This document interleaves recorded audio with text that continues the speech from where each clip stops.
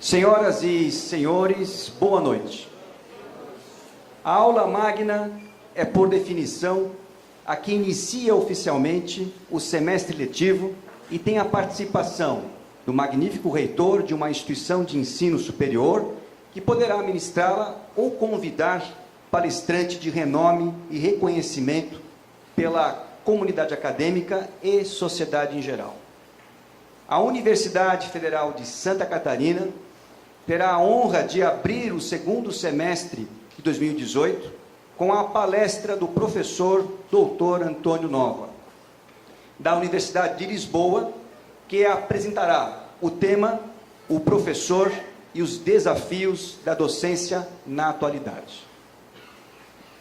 A presença do professor Nova, além disso, soma-se a duas outras importantes iniciativas para a formação de professores na nossa querida UFSC. Em primeiro lugar, o reinício das atividades do PIBID de UFSC, com seus subprojetos, retomando o importante trabalho de formação em parceria com escolas públicas e a retomada oficial do processo de implementação do Fórum das Licenciaturas. São dois importantes passos cuja importância simbólica é fortalecida pelas reflexões que nos serão trazidas nesta noite. É um prazer para a nossa universidade ter a presença de todos vocês, de todos os professores, diretores de centro, chefes de departamento, coordenadores, pró-reitores, secretários, de todos os nossos técnicos e especialmente os nossos alunos. Eu vou quebrar um pouco o protocolo, quero só que levante a mão quem é calouro, por favor.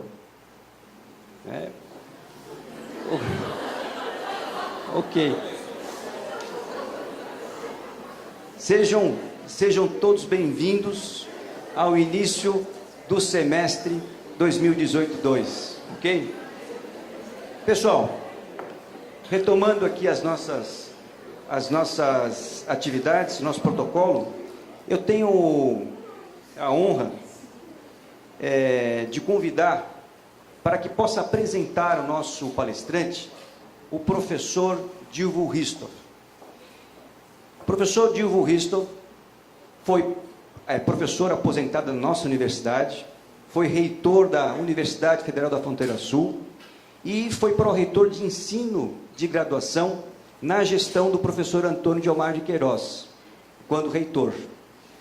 Eu, naquela época, era aluno e estava no DCE, na gestão Carapintada, e o professor Dilvo era o nosso pró-reitor. Então, eu fico muito feliz em chamá-lo professor Dilvo, que é o grande responsável também pelo contato com o professor Nova, para que ele pudesse estar aqui conosco. Então, professor Dilvo, por favor, a palavra é sua.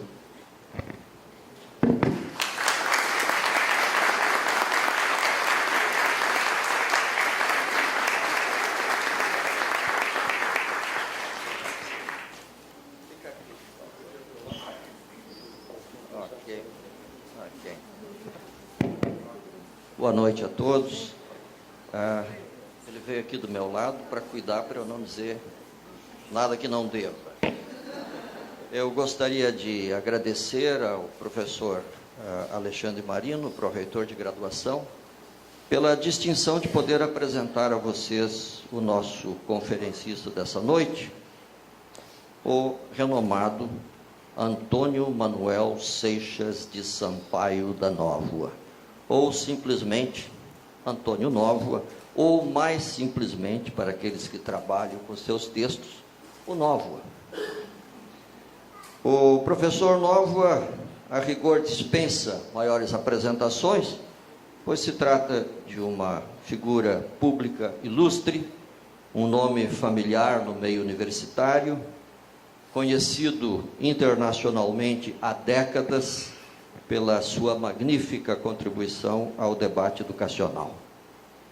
O Nóvoa, que foi professor em importantes universidades do mundo afora, como a Universidade de Genebra, a Universidade de Paris, 5, a University of Wisconsin, a Oxford e a Columbia University em Nova York, e também no Brasil, na Universidade Federal do Rio de Janeiro, na UNB. Esse Nóvoa é autor de mais de 150 títulos publicados em vários países e vários idiomas. Entre os brasileiros estudiosos da educação, acho que eu não erro ao dizer que as suas 3 obras mais conhecidas são Os Professores e a Sua Formação, Profissão Professor e Vidas de Professores, todas publicadas na década de 90 e que se tornaram verdadeiras obras de referência na área. Uma consulta obrigatória para os que pesquisam a educação, para os mestrandos e doutorandos. As suas publicações, no entanto, não se restringem aos anos 90 e têm sido constantes até os dias de hoje, e entre as suas mais recentes eu destacaria a difusão mundial da escola, o Dicionário de Educadores Portugueses, Paulo Freire, Política e Pedagogia, de 2005, evidentemente, 2 pontos, Histórias da Educação, também de 2005, 100 dias que abalaram o regime, a crise acadêmica de 62, de 2010, Fabricating Europe, Fabricando a Europa, The Formation of an Education Space, de 2010, e Política de Vida, de 2015, em que Nóvoa apresenta o seu programa político quando disputou as eleições à presidência da República de Portugal. Do seu extenso currículo, eu destacaria ainda, primeiro, que ele é professor catedrático do Instituto de Educação da Universidade de Lisboa, é também reitor honorário da Universidade de Lisboa, da qual ele foi reitor em 2 mandatos, de 2006 a 2013, é doutor em Ciências da Educação pela Universidade de Genebra, é também doutor em História pela Universidade de Paris IV, na Sorbonne, é doutor honoris causa pela Universidade do Algarve, pela Universidade de Brasília, Universidade do Rio de Janeiro e, pelo que eu descobri há pouco também, por uma universidade chinesa. Foi condecorado em 2005 com a Gran Cruz da Ordem da Instrução Pública pela Presidência da República de Portugal. Atualmente ele reside em Paris, onde ele exerce as funções de embaixador de Portugal na Unesco e também exerce as funções de vice-presidente do Conselho Executivo da Unesco. Eu perguntei ao professor Nóvoa qual dos seus tantos livros era o seu preferido, e ele me respondeu, abre aspas, o que eu mais gosto é de 2005, aqui quase desconhecido, evidentemente, Histórias da Educação, fecha aspas. Eu fui conferir e, de fato, é um belo livro, escrito com a paixão do militante, mas também a clareza do pesquisador e a invejável influência do poeta. É um poema argumentativo, eu diria. E lá está escrito, abre aspas, evidentemente. Tudo são evidências nos textos e nos debates, nas políticas e nas reformas educativas. Ninguém tem dúvidas, todos têm certeza. Definitivas, evidências do senso comum. Falsas evidências, continuamente desmentidas, continuamente repetidas. Os educadores laicos conhecem as razões da decadência civilizacional. Os educadores religiosos, os da decadência moral. Quando se trata de educação, nenhum político tem dúvidas, nenhum comentador se engana, nenhum português hesita. Palavras gastas, inúteis, banalidades, mentiras. O que é evidente, mente. Evidentemente. Fecha aspas. Com vocês, Antônio Nóvoa.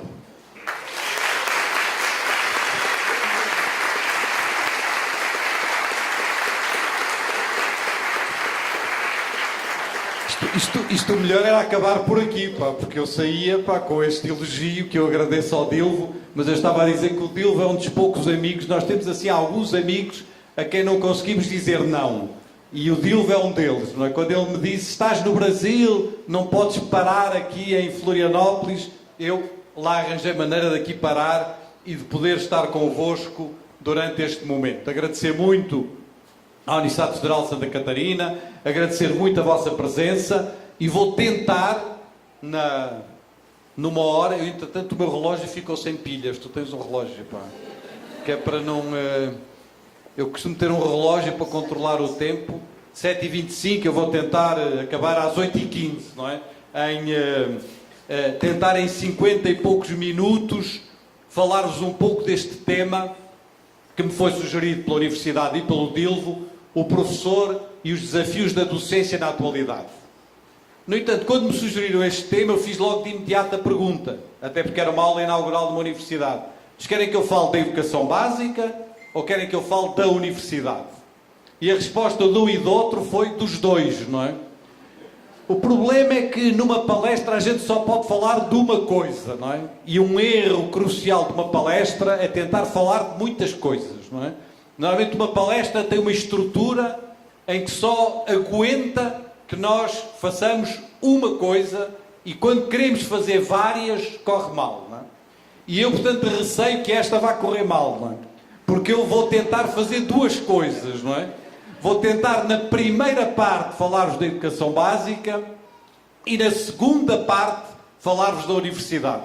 E, portanto, no fundo, não é bem uma palestra, são duas palestras, uma espécie de resumido, não é? Ainda que eu vi que vocês têm aqui uma coisa, não é? Que acho que é um produto que há na farmácia, que é um shampoo 2 em 1, não é? Quer dizer, que tem duas coisas numa, não é? E, portanto, eu vou tentar fazer uma espécie de shampoo 2 em 1, não é? E tentar falar-vos de duas coisas numa única fala. Não tenho a certeza de conseguir ou de ser muito bem sucedido, mas tentarei, não é? Permitam-me, porque foi para mim, aconteceu anteontem, e eu quero, na minha primeira fala numa universidade, deixar esse registro, que dedique de algum modo esta minha fala a um grande reitor da Universidade de Coimbra, não era a minha universidade, mas foi um grande reitor da Universidade de Coimbra, o professor Rui Alarcão, que faleceu há 2 dias, já eu estava no Brasil, não pude estar no enterro dele, e gostava muito que estas palavras fossem também de homenagem a ele. Palavras que um dos autores que eu frequento assiduamente é o George Steiner. É um grande autor, é um grande pensador, e o George Steiner, em muitos dos seus livros, num dos seus livros, disse isto que eu quero repetir perante vós. Desde a sua instauração, há 8 ou 9 séculos, em Bolonha, Salerno ou Paris, medieval, as universidades são bichos frágeis, mas tenazes. Nós aguentamos. Somos frágeis, mas aguentamos, não é? O seu lugar nas estruturas do poder político e ideológico foi desde sempre ambíguo. E, além disso, as universidades albergam dentro delas paróquias diversas e paróquias muitas vezes rivais entre elas. No entanto, diz o Steiner, o ensino e a cumplicidade de provocações mútuas com os alunos durante as aulas tem sido o meu oxigênio. Não consigo imaginar o meu trabalho sem eles, sem os alunos. E se hesita em reformar-me, foi antes dele se ter reformado, é porque os meus alunos têm sido indispensáveis para mim. Tenho tido muita sorte. É sobre esta ideia de que temos sorte. De que temos sorte de poder estar numa universidade. Temos sorte de estar numa instituição diferente das outras, que eu gostaria de vos dirigir estas palavras nestes minutos que tenho para estar convosco. Na primeira parte, eu tentei, tal como no shampoo, dar alguma unidade à embalagem, não é? E, portanto, vou tentar dar alguma unidade à embalagem, e a unidade que eu encontrei foi a partir da ideia e do conceito de metamorfose.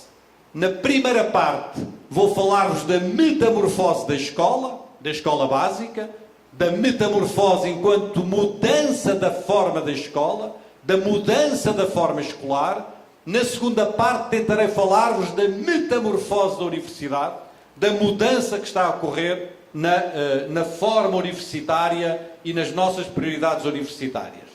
Num e noutro caso, para tentar unificar duas coisas muito diferentes, eu tentarei dizer que essa mudança da forma escolar nos obriga a pensar novos ambientes educativos.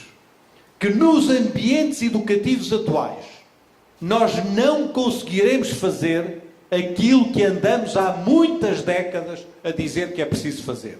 Andamos a dizer que é preciso fazer determinadas coisas, já falarei nelas, mas depois não temos os ambientes propícios a que essas coisas aconteçam.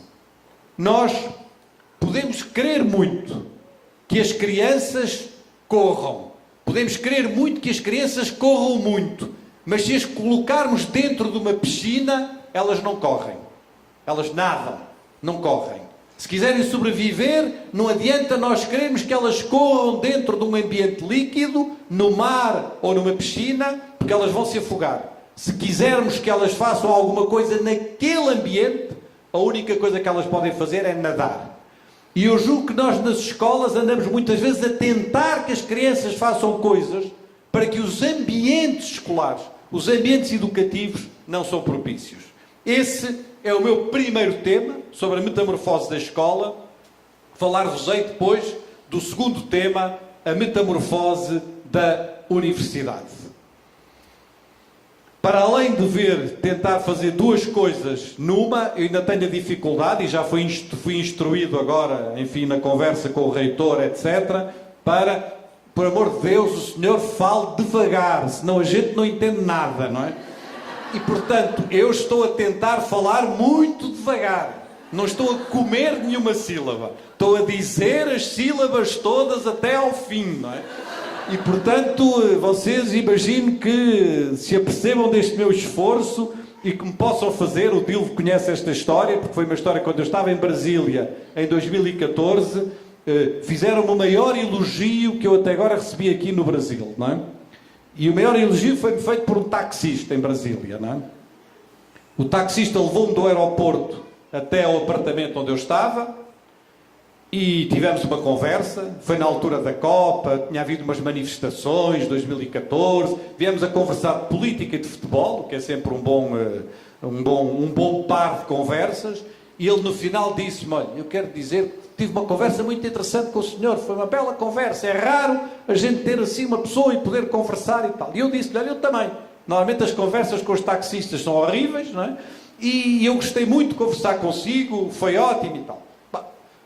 Paguei-lhe, o senhor saiu do carro, foi abrir a mala do carro para me dar a minha mala, e quando me deu a mala, achou que devia pôr uma cereja em cima do bolo do elogio, fazer um comentário final elogioso, não é? E fez-me um comentário mais elogioso que eu recebi até agora no Brasil.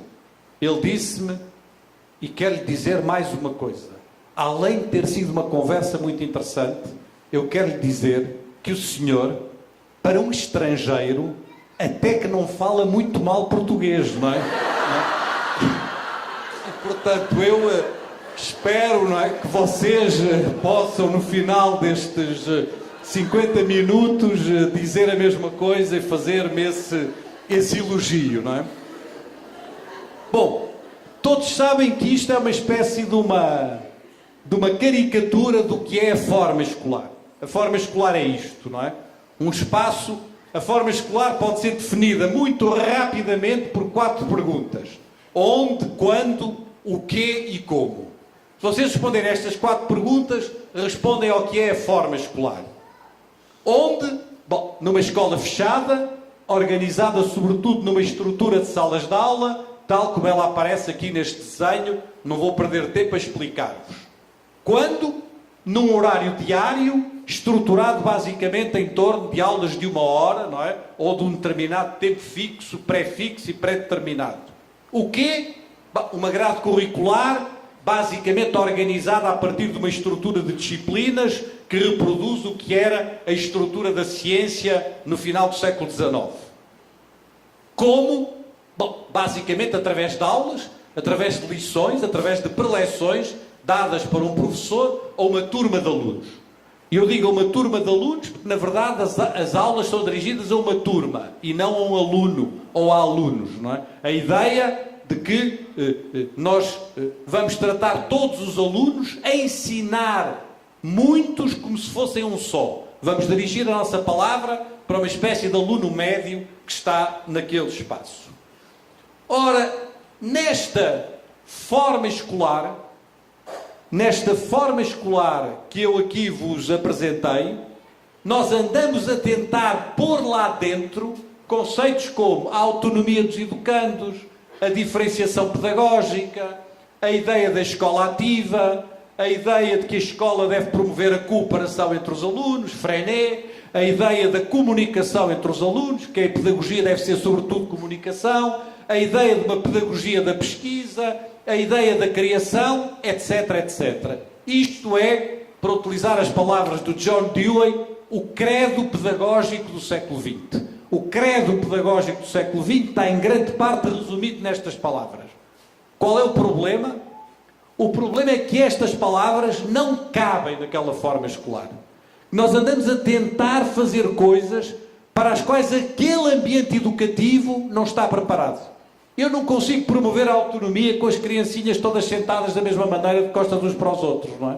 Eu não consigo promover a diferenciação pedagógica, isto é, dar uma escola diferente a cada criança, quando tudo naquele espaço é feito para uniformizar, para normalizar.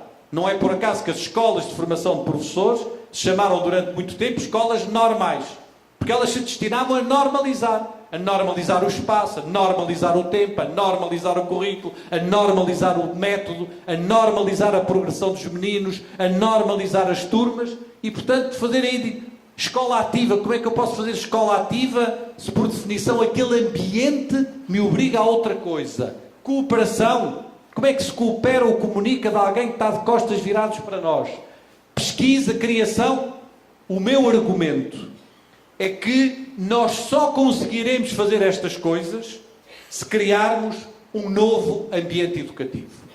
E que a metamorfose da escola de que nós hoje precisamos se baseia, acima de tudo, na criação de um novo ambiente educativo. E por isso eu digo, mais importante que as reformas, mais importante que as leis, mais importante que as doutrinas, mais importante que os métodos, mais importante que os currículos, é a criação de um novo ambiente educativo. Se nós não criarmos um novo ambiente educativo, de pouco nos servirão as reformas, as leis, as doutrinas, os métodos, os currículos, porque nada de substancial se alterará na forma da escola.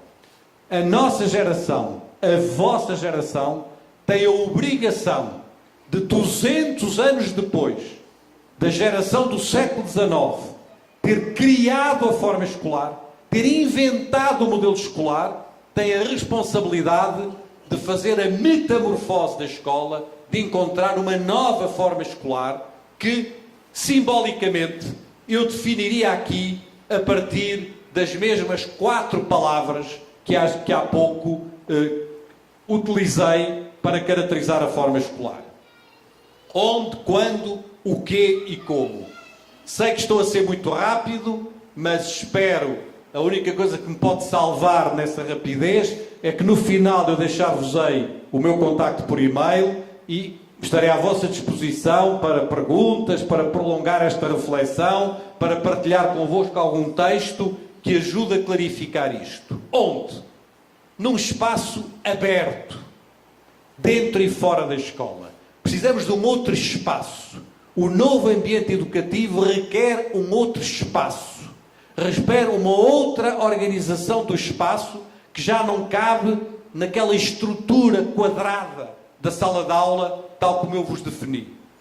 E este outro espaço é o que caracteriza as melhores experiências pedagógicas.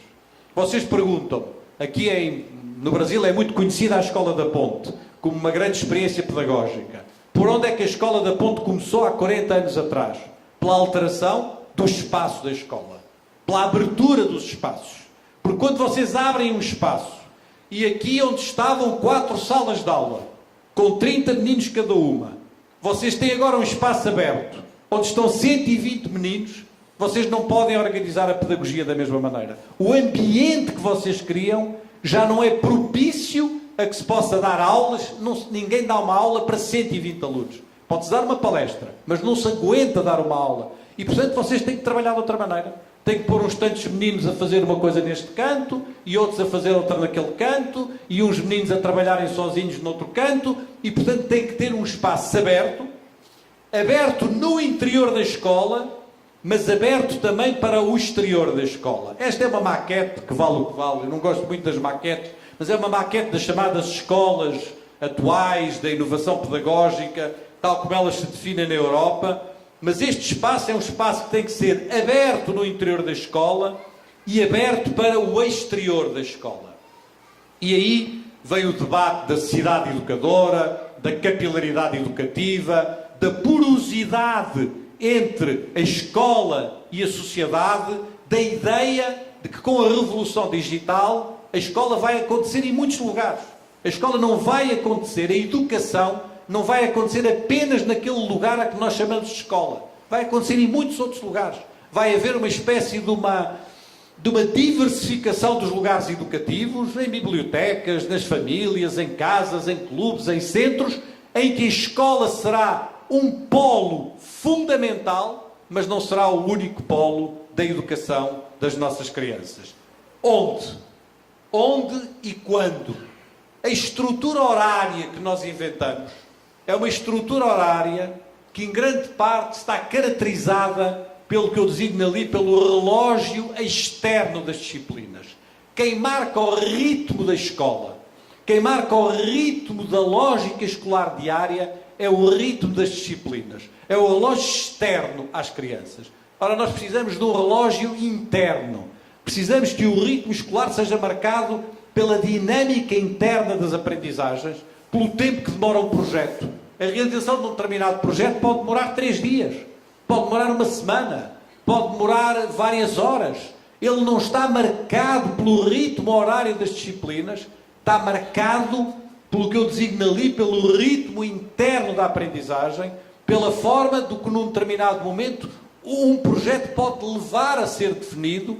Podemos passar uma semana a fazer uma coisa, e passar 2 semanas a fazer outra, e passar um dia a fazer uma atividade. Não temos que estar marcados por esse relógio externo das disciplinas.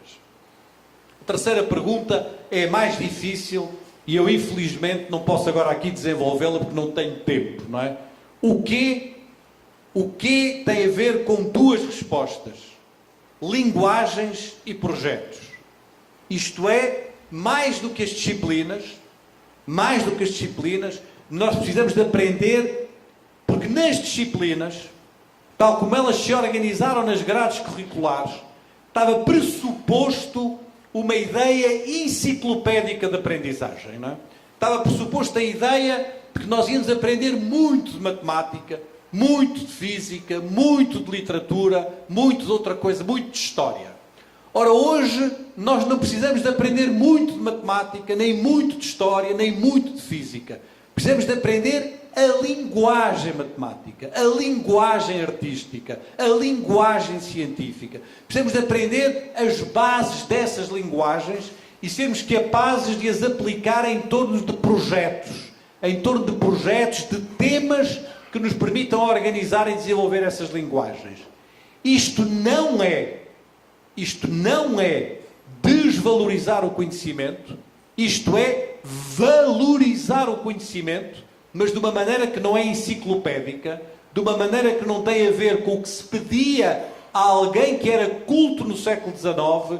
A cultura no século XXI não é igual à cultura no século XIX, e nós precisamos de perceber essa enorme transformação que houve e que um homem como Michel Serres, que eu citarei no final da minha intervenção, considera que estamos apenas, no tempo atual, diz ele, perante a terceira revolução na história da humanidade. Diz ele, só houve 3 revoluções na história da humanidade. 3, não houve mais. A primeira foi qual? Foi a invenção da escrita. Já lá vão 5.000 anos ou mais. A segunda foi a invenção do livro impresso. Já lá vão 500 anos. A terceira é hoje, a revolução digital. E não é por razões tecnológicas. É porque, diz o Michel Serres, em cada uma destas revoluções, nós passamos a relacionar-nos de maneira diferente com a história, com o tempo, com as outras pessoas, passamos a relacionar-nos de maneira diferente com o conhecimento, passamos a comunicar de maneira diferente e alto, diz o Michel Serres. Sobretudo, acima de tudo, em cada uma destas três revoluções, passamos a aprender de maneira diferente. Não se aprende da mesma maneira antes e depois da escrita, não se aprende da mesma maneira antes e depois do livro, não se aprende da mesma maneira antes e depois do digital. O que quer dizer que o que vocês aprenderam, o que eu aprendi, a maneira como eu aprendi há 50 anos atrás, não é a mesma como aprendem hoje as crianças. E nós temos que ter consciência disso, se quisermos uma educação escolar que valorize o conhecimento, que tenha como núcleo organizador o conhecimento, mas não um conhecimento enciclopédico, não um conhecimento disciplinar, um conhecimento que nos dê as linguagens, essa capacidade de ler e de interpretar o mundo, de que já nos falava o Paulo Freire há tantos anos atrás, essa capacidade de ler as coisas da matemática, as coisas da ciência, as coisas da história, as coisas da literatura, e ao mesmo tempo colocar essas linguagens através de projetos, o que implica que o professor será menos um preletor de aulas, será menos alguém que dá aulas e será cada vez mais alguém que organiza o trabalho dos alunos. Alguém que organiza e que acompanha o trabalho dos alunos. Será cada vez mais um acompanhante do estudo dos alunos, um acompanhante das suas formas de trabalharem e de estudarem. E por último, o como. E o como tem a ver com isto que eu vos estava a dizer. Em vez de aulas, muito estudo. Em vez de aulas, muito trabalho conjunto. Em vez de aulas, muita pesquisa. Em vez de aulas, muita criação. Em vez de aulas, a capacidade de voltarmos a estudar uns com os outros, no sentido daquilo que nós poderíamos chamar uma aprendizagem em comum para uma vida em comum. Porque verdadeiramente, hoje, uma das questões centrais para os professores, uma das questões centrais para a escola, uma das questões centrais para a universidade é a produção do comum. E atenção, que o comum não é o que é uniforme, o comum não é o que é homogéneo. A produção do comum é a capacidade de trabalharmos em comum uns com os outros, vinhamos de onde viermos, sejamos quem formos. E isto está-se a perder na sociedade atual. Um dos grandes dramas da internet, no meio das milhares de coisas positivas, é que nós vamos à procura na internet daqueles que pensam como nós, daqueles que têm as mesmas crenças do que nós, às vezes crenças irracionais, às vezes crenças falsas, às vezes doutrinas absurdas, e a internet reforça-nos nessas crenças.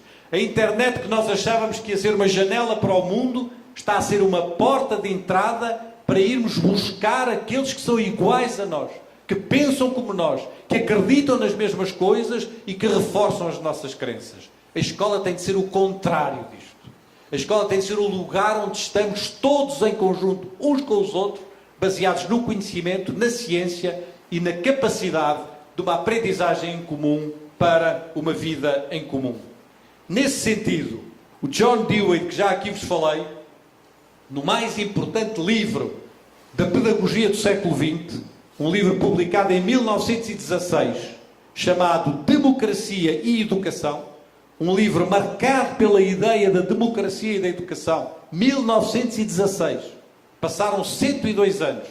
Um livro traduzido e editado aqui no Brasil, com um notabilíssimo prefácio do Anísio Teixeira, dizia: a comunidade que me interessa é a comunidade que vem de comum e de comunicação. Isto é a comunidade não dos iguais, mas dos diferentes. Não me interessa tanto o que somos uns e outros, uma comunidade de identidade. Não me interessa tanto a comunidade dos amarelos e dos azuis e dos verdes e dos cor-de-rosa. Interessa-me uma comunidade de relações aquilo que fazemos uns com os outros, sejamos amarelos, verdes, azuis ou cor-de-rosa. É esta comunidade, este sentido de comunidade, do trabalho em comum que me interessa. E é por isso que um tema muito importante hoje para a educação, na resposta ao como, é sermos capazes de dizer isto. Não fechar as crianças nas suas comunidades de origem. Não reforçarmos um discurso comunitarista nesse sentido do reforço das suas crenças. Eu não quero uma escola para os amarelos e outra escola para os azuis e outra escola para os verdes e outra escola para os cor-de-rosa. Eu quero uma escola onde os verdes, os amarelos, os azuis e os cor-de-rosa estejam lá dentro, todos, e possam, a partir das suas diferenças, dialogar uns com os outros. E eu também não quero uma escola que me feche dentro de uma comunidade. Educar alguém é sempre educar para a maior comunidade possível. E a maior comunidade possível tem um nome muito simples. Chama-se humanidade. Isto é, para dizer numa fórmula rápida, educa-se dentro de uma comunidade, é certo, mas não se educa apenas para essa comunidade, educa-se para a humanidade toda. E é por isso que o sentido de comunidade que eu aqui vos quero trazer é este, e é nesse sentido que a produção do comum, a ideia da educação como um bem comum, como um bem público e comum, é hoje uma ideia central. E trabalhar o comum é combater a fragmentação do mundo. E trabalhar o comum é combater as crenças irracionais, as falsas notícias, a recusa de ciência, a recusa de um pensamento científico, a recusa de um pensamento baseado no conhecimento, é combater essa fragmentação e sermos capazes de trabalhar o comum com os nossos alunos. Daqui, se eu tivesse tempo, eu deduziria um conjunto de mudanças profundas na identidade docente e no trabalho dos professores. Não tenho tempo para o fazer, vou-vos deixar quatro ideias rápidas, excessivamente telegráficas, peço desculpa por isso, mas tenho que passar para a segunda parte do shampoo, que é a universidade, não é? E estas mudanças diriam assim: de um professor na sala de aula para um professor em vários espaços. Primeiro elemento da metamorfose da escola que diz respeito ao professor. Deixamos de ser um professor a trabalhar essencialmente na sala de aula para trabalharmos em vários espaços. De um professor transmissor, daquele que organiza bem a sua aula, que dá bem a sua aula, para um professor organizador. Organizador do estudo, organizador do trabalho, organizador dos projetos, organizador das aprendizagens dos alunos. De um professor enciclopédico, que sabe muitas matérias, para um professor digital, no sentido de um professor que é capaz de dar as linguagens que nos permitam aceder ao conhecimento e, quando for preciso, saiba recorrer a esses instrumentos para apoio aos alunos. Não se espera hoje de um professor que saiba tudo, que tenha um conhecimento vastíssimo de tudo, que tenha um conhecimento enciclopédico. Não precisamos, diz o Michel Serres, de ocupar o nosso cérebro com isso. Diz o Michel Serres, voltando às 3 revoluções da história da humanidade, diz ele: porquê é que houve uma grande revolução científica no século XVII? O que é que permitiu que o século XVII tenha sido um século tão rico do ponto de vista da ciência e da produção científica? Diz ele, é muito simples. Porque um século antes, no século XVI, houve a Revolução do Livro. E o que é que aconteceu na Revolução do Livro? Talvez isto como uma metáfora. Nós pegamos numa parte grande do nosso cérebro, pegamos numa parte grande da nossa memória que estava ocupada e colocamos nas bibliotecas, colocamos nos livros, não é? Podíamos ter bibliotecas onde íamos buscar os conhecimentos e o nosso cérebro libertou-se para tarefas de criação, para tarefas de descoberta, que até aí estavam ocupadas pela necessidade de guardar tudo aqui. Quem ouvia uma palestra, uma conferência no século XI, ou no século XII, ou no século XIII, só tinha uma maneira de a poder utilizar mais tarde.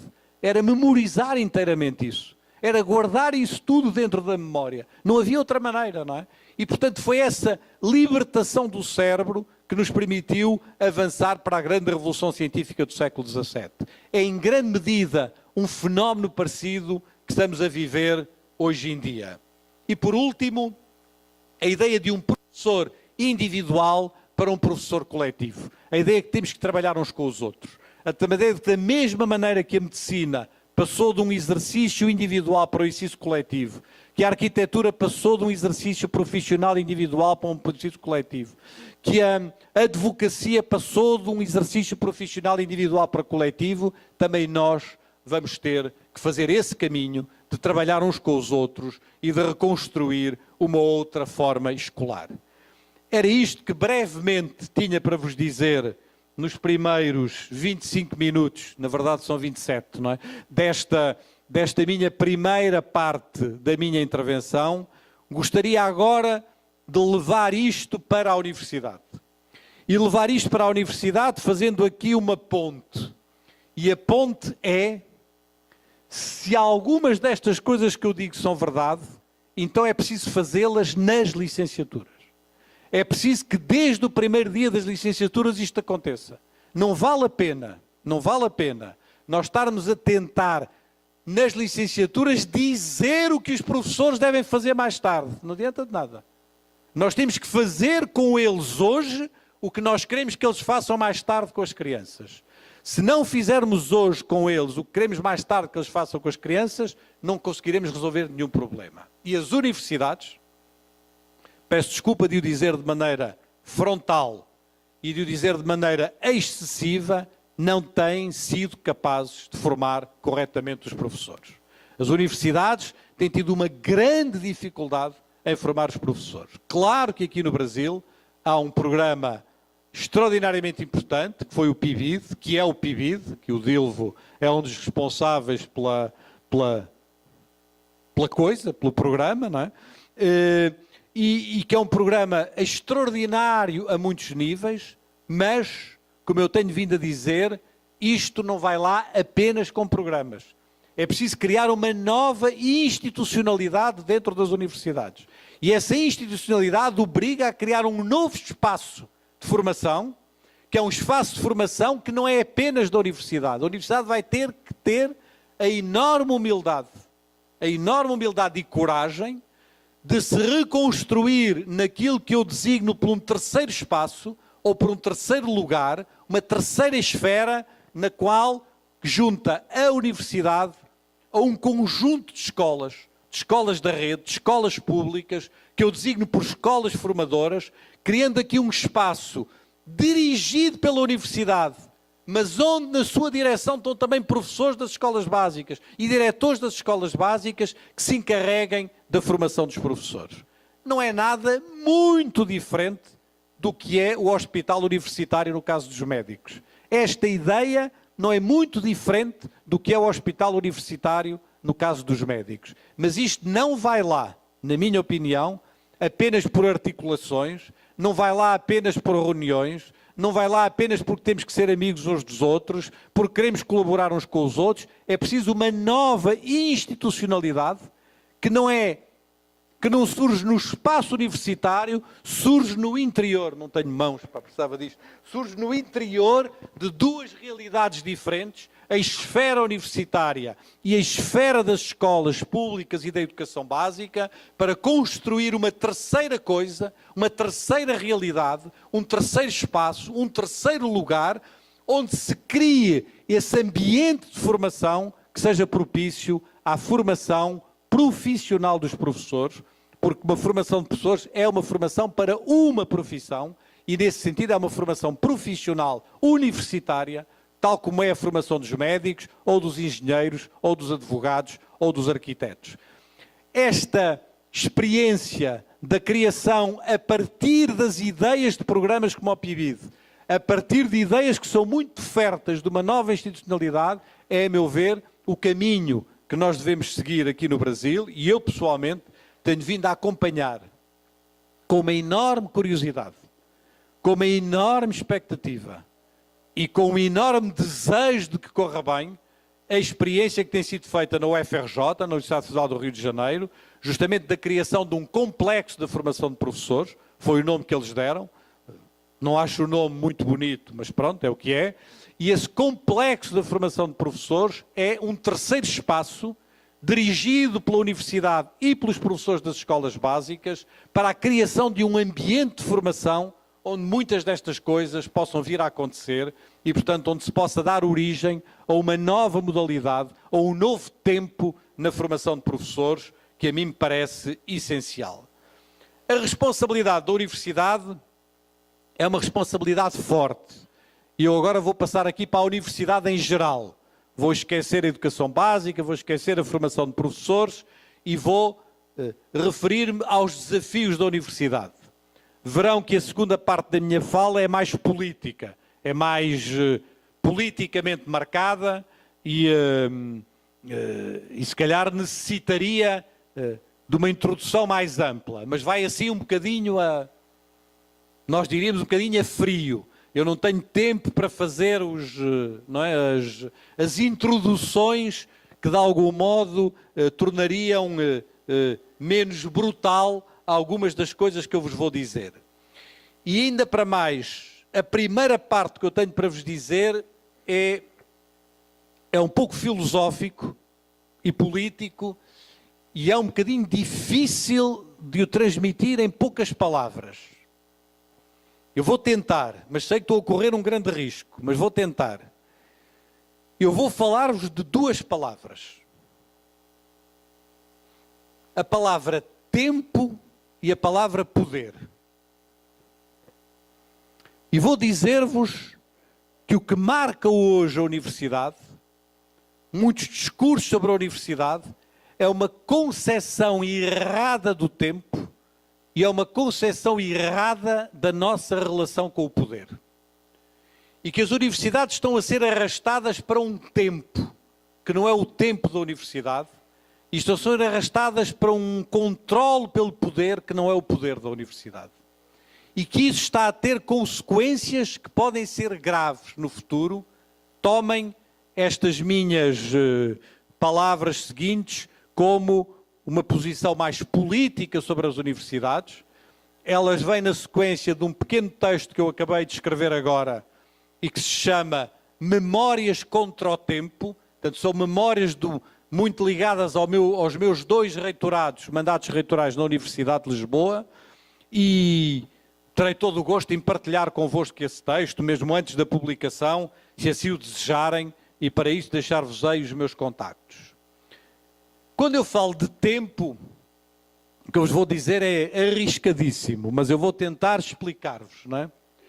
Há uma oposição tradicional entre a ideia do ócium, em latim, e do negócio, não é? E não leiam o ócio, e por isso é que eu pus ali, na sua versão latina, não leiam o ócio apenas como ócio. Não é o não fazer nada, não é? Não é o não fazer nada. É o ócio enquanto espaço produtivo, enquanto espaço onde podem surgir as ideias, onde pode surgir a criação. Por contraponto com o negócio, que tem a ver com a palavra negócio, mas que tem a ver sobretudo com a palavra ocupada, um tempo ocupado, um tempo permanentemente ocupado, um tempo em que o espaço da reflexão, o espaço da criação não nos é dado.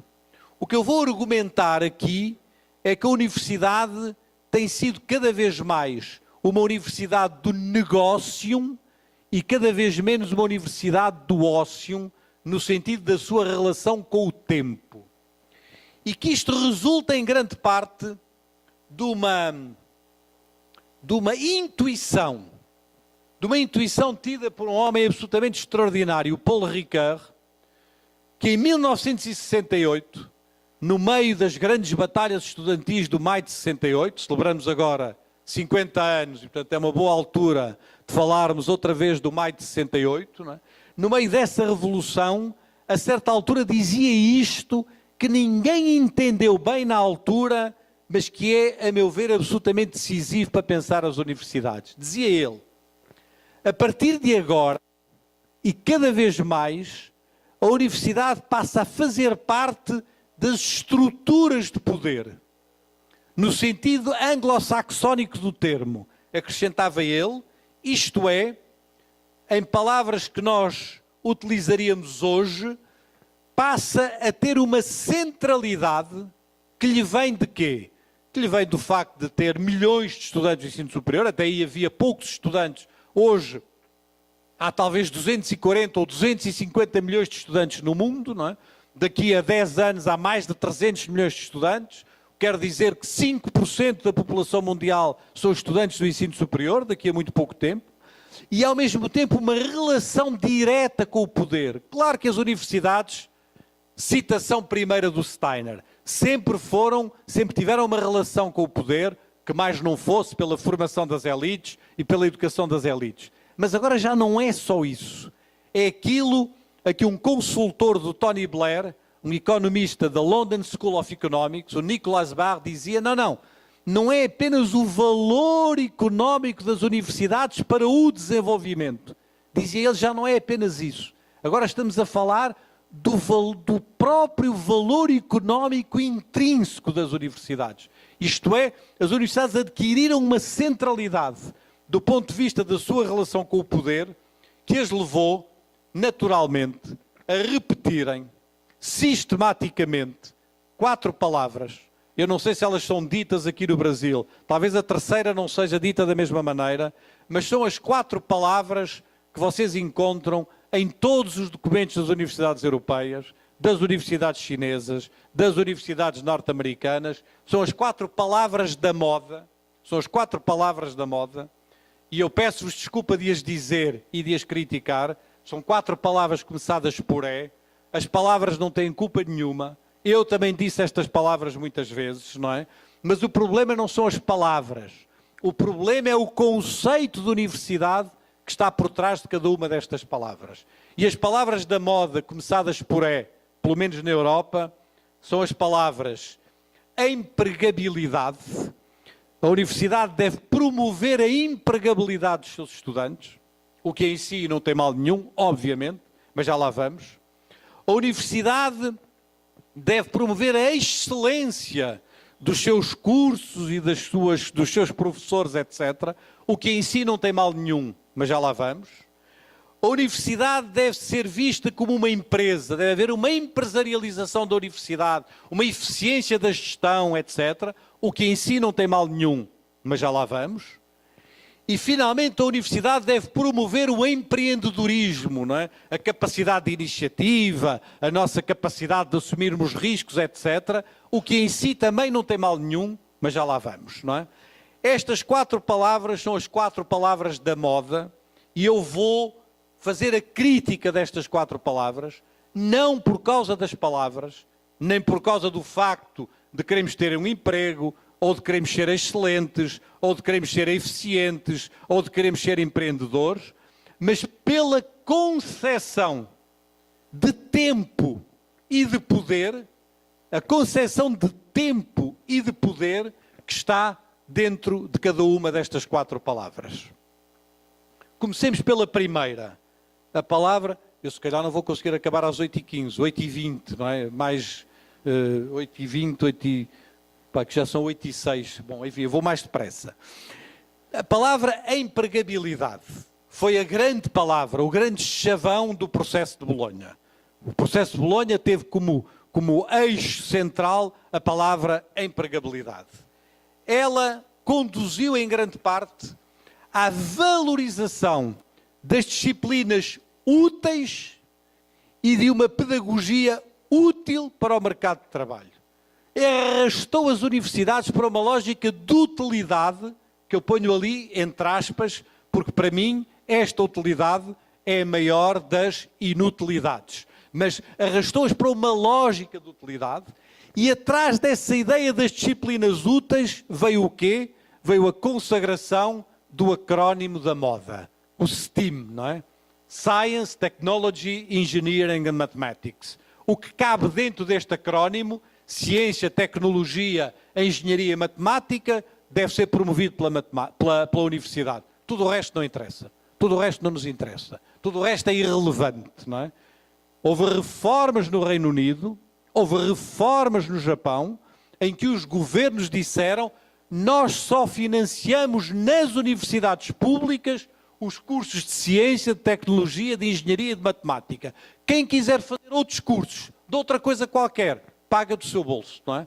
O Estado, enquanto Estado, não financia outros cursos. A lógica da empregabilidade, a lógica da utilidade, reduziu os cursos. No caso da Europa, no processo de Bolonha, reduziu as graduações a 3 anos, reduziu os cursos e, portanto, está a arrastar as universidades para um tempo curto, para o tempo breve da utilidade, para o tempo instantâneo do poder e a retirá-las de um outro tempo, que é o tempo da universidade, do conhecimento, da criação, etc.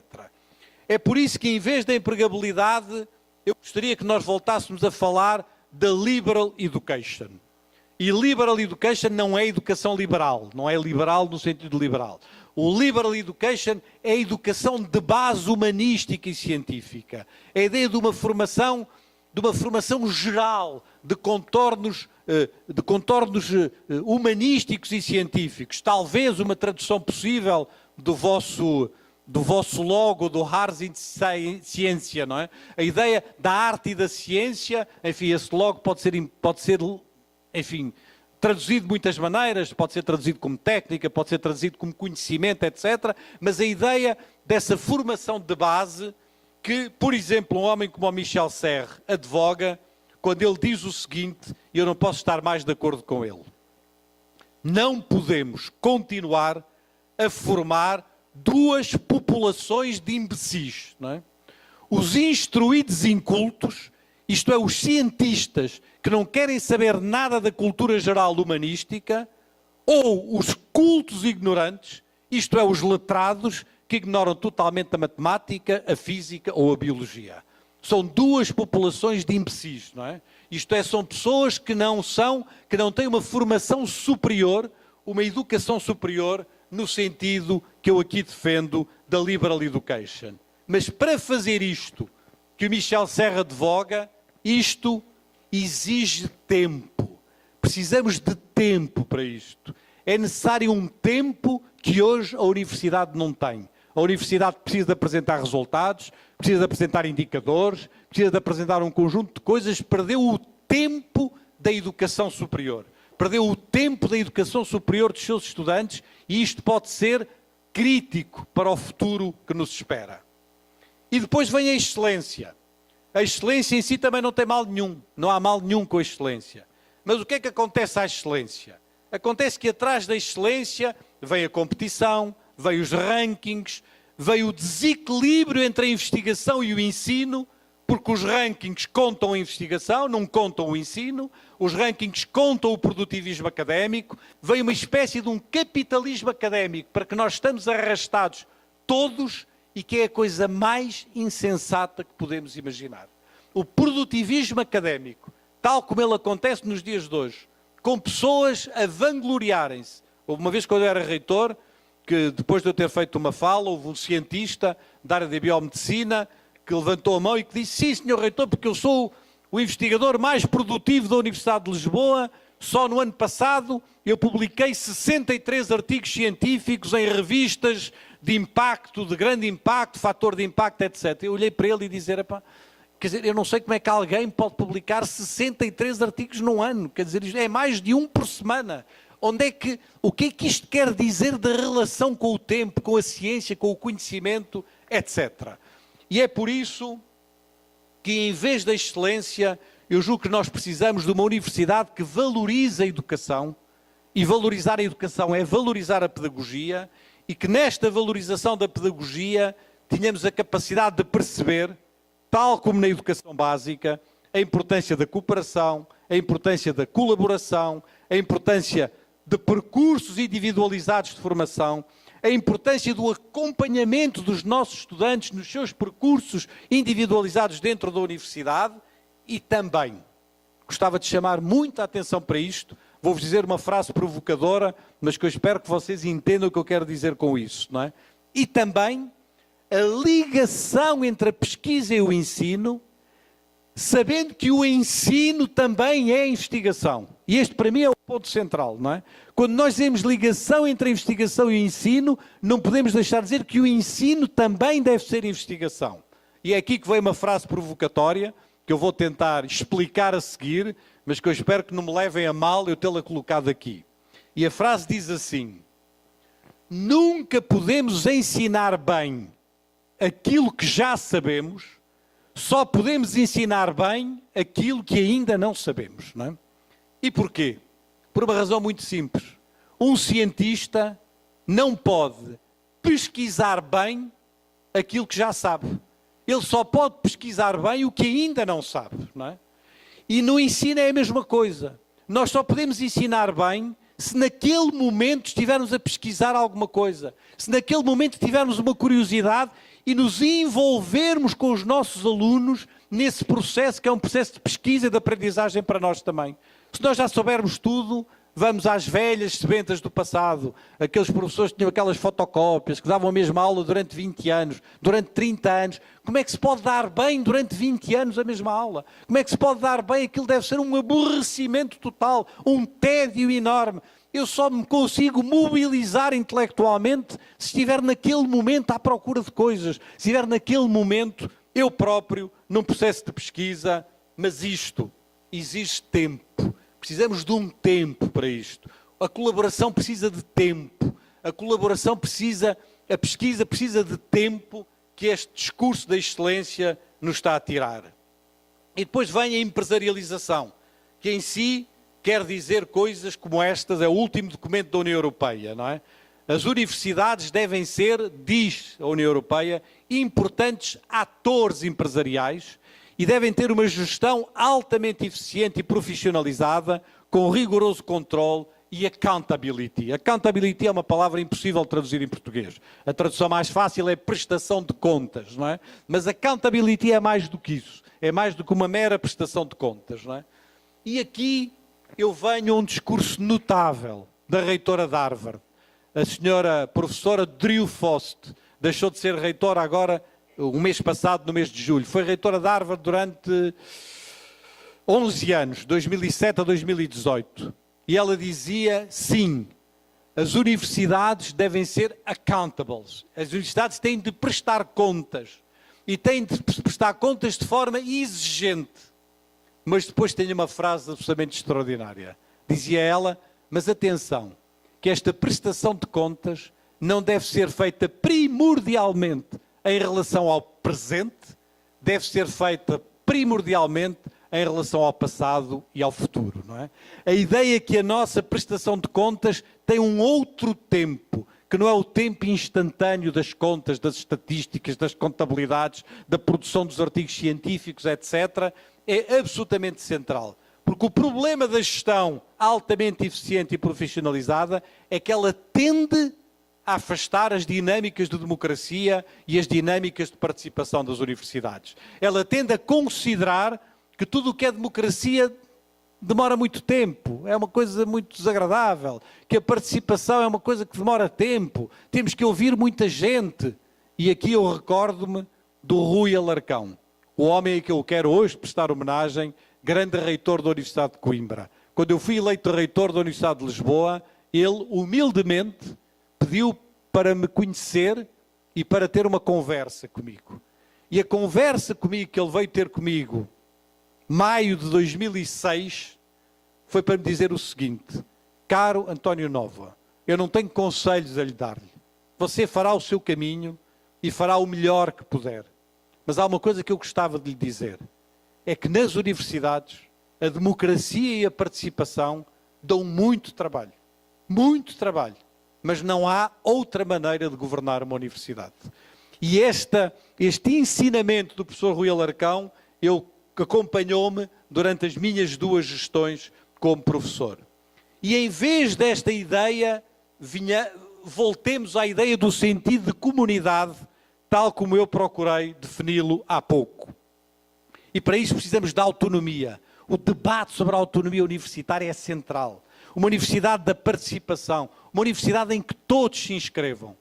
O Paul Ricoeur dizia, a universidade e o ensino na universidade, dizia ele, são um gesto, e a palavra é dele, de uma reciprocidade essencial. Não há universidade sem reciprocidade. A universidade não é debitar matéria para um estudante. A universidade não é dar aulas para um estudante. A universidade não é ensinar coisas a um estudante. É um gesto de reciprocidade, não é? E por isso dizia o Paulo Ricard, no texto que eu vos citei há pouco, o ensino é o ato comum do mestre e do aluno. É o ato comum do mestre e do aluno, e este é um enorme ensinamento. E por isso eu vos digo que o discurso gestionário da pressa, da eficiência, do rendimento, da utilidade, nunca poderá compreender este sentido de participação, sem o qual não há universidade. Nada substitui o tempo da participação, da procura, da hesitação, do erro, do encontro. Sem diálogo não há pedagogia, nem há educação, nem há universidade, mas isto também exige muito tempo. E é desse tempo que eu tenho vindo a falar-vos aqui, de um tempo que não pode ser o tempo breve e curto do negócio, que tem que ser o tempo largo e amplo do ócio, da capacidade para produzirmos outras coisas. E por último, o empreendedorismo, que em si também não tem mal nenhum, obviamente, mas que leva a que em documentos de orientação se diga coisas como estas. As universidades devem ser empreendedoras, devem ligar-se às empresas e desenvolver negócios, através, nomeadamente, de startups e de capital de risco. Devem criar e comercializar as inovações tecnológicas. Julgo que estamos todos de acordo com isto. Mas uma universidade que faça apenas isto é uma universidade curta, é uma universidade pequena, é uma universidade que não nos preenche tudo aquilo que a universidade pode ser. E é por isso também que eu gostaria de vos falar não tanto do empreendedorismo, mas da responsabilidade pública. A universidade está na cidade. A universidade é a cidade. A universidade tem um compromisso forte com a sociedade, certamente no plano científico, certamente no plano tecnológico, certamente no plano empresarial, mas também no plano cultural e no plano social e no plano da vida e no plano ecológico e no plano ambiental e em muitos outros planos do nosso dia-a-dia. A nossa centralidade obriga-nos a essa responsabilidade. E para isso temos que perceber uma coisa que é de uma enorme simplicidade. De uma enorme simplicidade e pouca gente quer ver. Houve uma mulher que viu, a Mariana Mazzucato, uma grande economista anglo-italiana, que falou sobre uma coisa que é óbvia, e no entanto pouca gente fala dela. E o que ela disse foi: nunca se esqueçam, que as grandes inovações tecnológicas do século XX foram sempre feitas nos grandes laboratórios dos Estados e nas grandes universidades públicas. Que não haveria computadores, nem haveria GPS, nem haveria robotização, nem haveria milhares de outras coisas se as universidades não tivessem feito o seu trabalho. E não tivessem feito o seu trabalho muitas vezes, sem saber para que é que aquilo servia. Sem saber para que é que aquilo servia, não é? Mas investiram, e trabalharam, e pesquisaram, e tiveram essa ciência longa e lenta que permitiu mais tarde aparecer a inovação tecnológica, que permitiu mais tarde a comercialização. Se nos rendermos ao tempo curto da comercialização, ao tempo breve da inovação tecnológica, perderemos esta dimensão científica que é o melhor, que é a maior utilidade que as universidades podem ter. E por isso vos digo que ninguém nunca conseguiu prever as grandes inovações do último século. Mas foi porque as universidades conseguiram criar ambientes para um trabalho lento, sem se renderem aos resultados imediatos que estas inovações puderam acontecer. A grande utilidade das universidades era trabalhar no que ainda não se sabe, nem se conhece. É permitir que esta base cresça, se desenvolve, frutifique. Os resultados chegarão mais tarde. É deste trabalho. O Walter Benjamin tem uma frase absolutamente extraordinária, quando lhe perguntam o que é o gênio. E ele diz: gênio é o trabalho diligente. Gênio é o trabalho diligente, é o trabalho diário, é o trabalho permanente, que vai dar um dia resultados, mas que nós não podemos estar à espera do próximo indicador, à espera do próximo ranking, à espera dos próximos resultados, à espera do próximo catálogo de produtivismo, seja ele qual for. Mas isto exige tempo, e foi do tempo que eu vos quis falar. O tempo da universidade tem de ser repensado. Não podemos viver no tempo breve do negócio, precisamos de reconquistar uma outra ideia do tempo. Nada contra a empregabilidade, nada contra a excelência, nada contra a empresarialização ou eficiência, nada contra o empreendedorismo, mas isso tem que ser enquadrado numa outra dimensão da universidade, num outro tempo da universidade. E esse tempo, para acabar, eu diria que precisamos de reequilibrar as nossas prioridades. Levantar as bandeiras essenciais da universidade, a autonomia, a independência, a participação, a liberdade, o futuro. Não podemos aceitar uma pequena autonomia medrosa, medíocre, controlada pelas administrações ou pelas avaliações. Não podemos tornar-nos dependentes de poderes de fora, económicos ou políticos. Não podemos ceder a uma governança, como agora se diz, contra a participação. Não podemos aceitar em nenhuma circunstância a diminuição da nossa liberdade de pensamento, de ciência e de palavra. Não podemos fechar-nos num presente apressado que nos desvia da responsabilidade pelo futuro. A criação de um novo ambiente universitário implica dar tempo ao tempo. Implica dar tempo ao tempo na educação superior, na valorização da formação, na participação, na porosidade com a cidade. Sem tempo, as universidades ficarão iguais a todas as outras instituições sociais, económicas ou políticas. A sua existência será pautada pelas mesmas regras, pelos mesmos discursos, pelas mesmas prioridades. Nesse dia, meus amigos e minhas amigas, deixará de haver universidades. Foi isso que vos tentei aqui dizer, a necessidade desse novo ambiente, que obviamente traz também consequências para a maneira como nós somos professores universitários, traz consequências que nos levam a precisar de compreender o tempo necessário à educação superior, o dar tempo ao tempo para a educação dos nossos estudantes, de um professor universitário que é investigador, mas que é também investigador da sua própria ação docente ou pedagógica, e um professor universitário que, nas suas dimensões, é capaz de promover a participação, a inscrição de todos na vida da universidade, e, finalmente, de um professor universitário que assume a sua responsabilidade pública na cidade e na sociedade.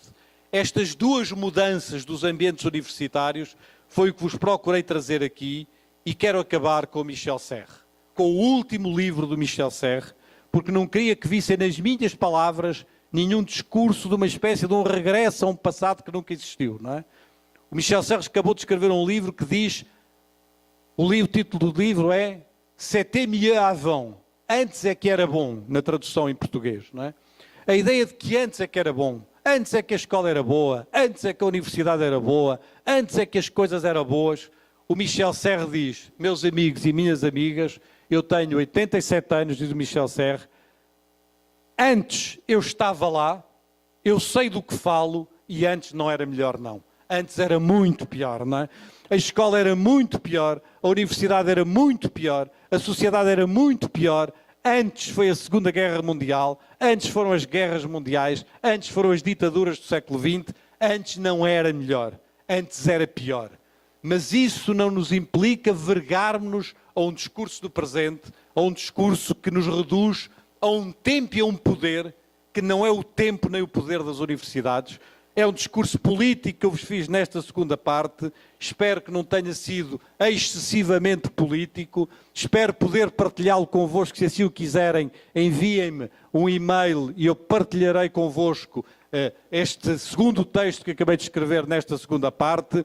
Espero que o shampoo tenha ficado mais ou menos composto, não é? Que a parte do shampoo e do condicionador não tenha ficado muito diferente uma da outra, que a embalagem se tenha aguentado e, sobretudo, agradeço muito a vossa atenção e a vossa presença. Muito obrigado.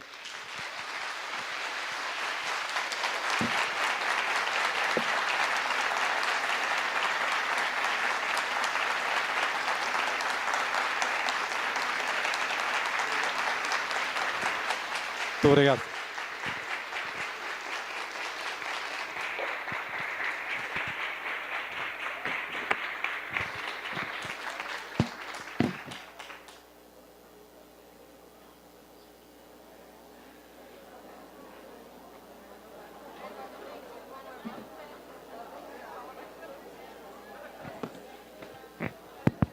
Pessoal, só um minutinho, pessoal. Só para a gente poder encerrar e também agradecer a nossa brilhante participação do professor Nova.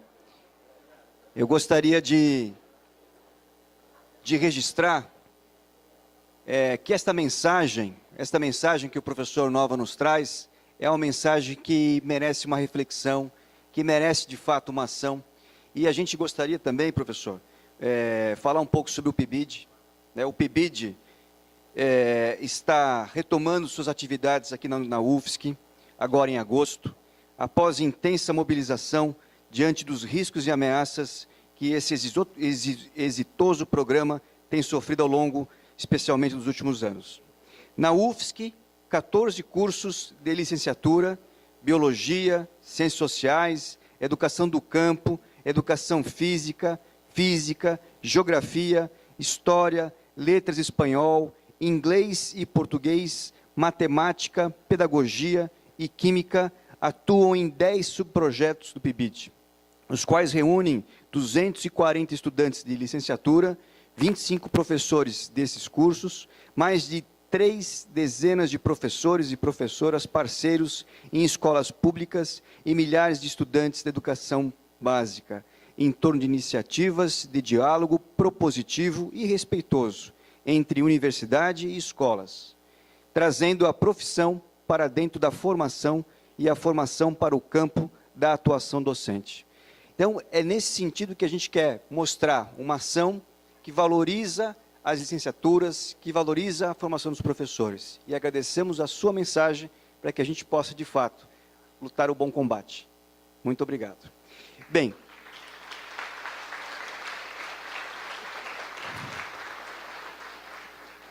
nós gostaríamos de entregar 2 lembranças ao professor Nova. A primeira lembrança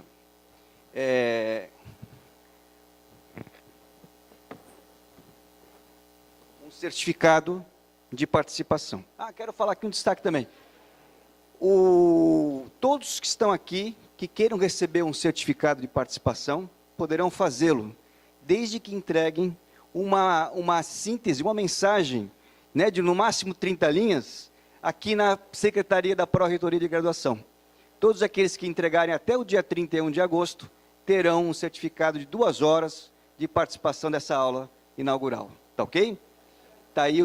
Está aí a proposta. Mas eu gostaria de chamar a Iolita, aluna do curso de Pedagogia, 8ª fase do curso, para que possa entregar, em nome de todos que estão aqui assistindo, um certificado de participação. Queria que você lesse o certificado e pudesse entregar ao professor. Perdão.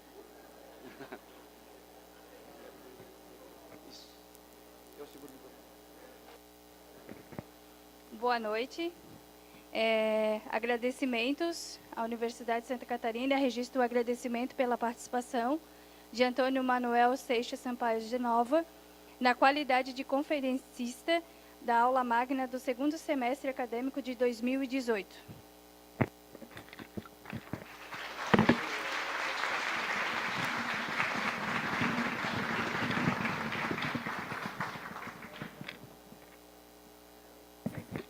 E, além do certificado, a gente gostaria também de ter um registro, com muito carinho, para que o professor Antônio Nova possa levar, seja em Paris, em Lisboa ou em Hong Kong. Eu gostaria de convidar o professor Dilvo para que ele possa entregar, para que ele possa ler a mensagem que temos aqui na placa e que possa entregar essa lembrança ao professor Nova.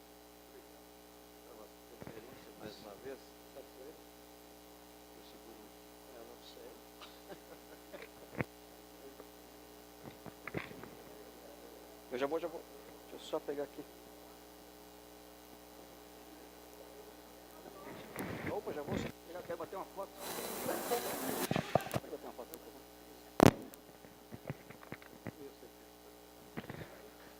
Ok.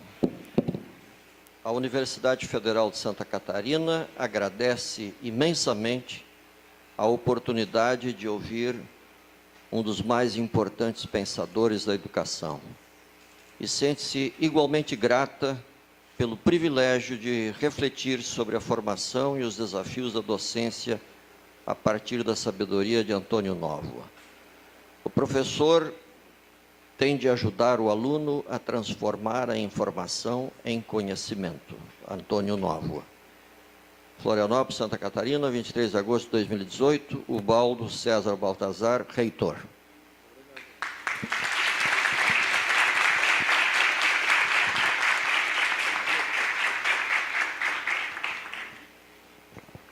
Pessoal, muito obrigado, professor Nova. Declaramos encerrada a nossa aula. Sejam todos muito felizes. Obrigado.